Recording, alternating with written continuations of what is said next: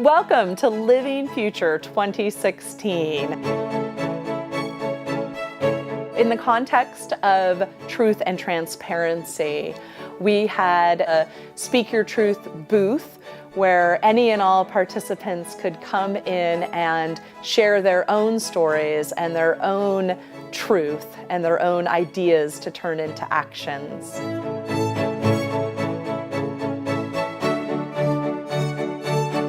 What motivates me to take action is a sense of responsibility. Both of my parents were immigrants. They came to this country with $100 in their pocket.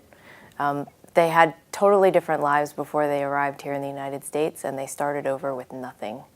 And they were able to make successes of themselves and provide for our family so that my brother and I never had to want for anything. We had all the privileges laid out before us on our feet.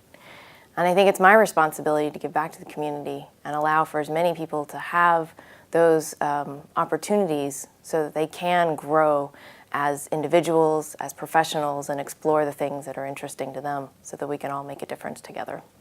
You know, I guess it's a love of life and all forms, you know, obviously human life, but the natural world. And when I see life in duress, it's all the motivation I need to act. You know, when you see the direct effect of what buildings and homes have on us, on our health, just our health, that should be some staggering, eye-opening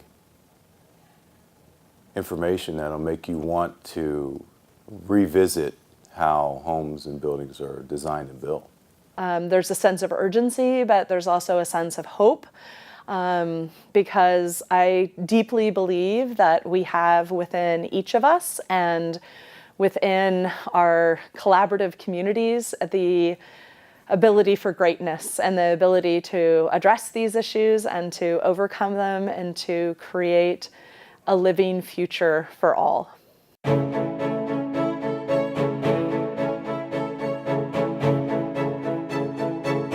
My promise, my commitment is to be a part of delivering district energy to the communities that I work with and the communities I work for, and understanding that part of what that district energy is about is providing clean energy, providing green energy to communities of the greatest need.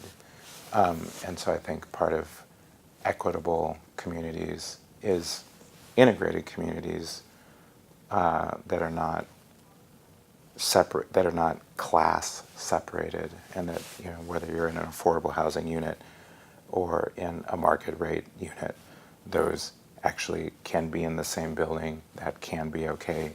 You can come down to the same lobby and walk out onto the same street. And so I think if we're looking at our world and we're thinking about it in terms of sustainability, if we're thinking about it in terms of equity, there's so much work to be done. And it's our responsibility as advocates, as people that have good ideas, that have cool projects. We have to be able to communicate about those in a way that are going to bring people into the fold and help people to see themselves as part of the solution. And help people to understand that regardless of their background or experiences, that there's a role that they can play, that they have an opinion that matters. And I think stories are a way to open that door, to open the door for people to recognize that, you know, we're part of this whole and that we can be part of the solution.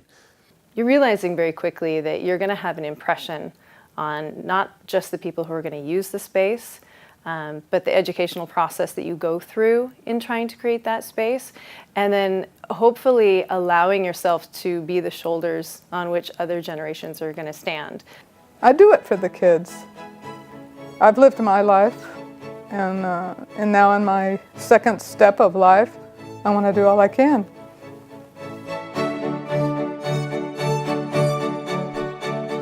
As leaders, sometimes we don't listen and learn as much as we should. There should always be someone smarter in the room. Listen and learn. Welcome diversity of thought.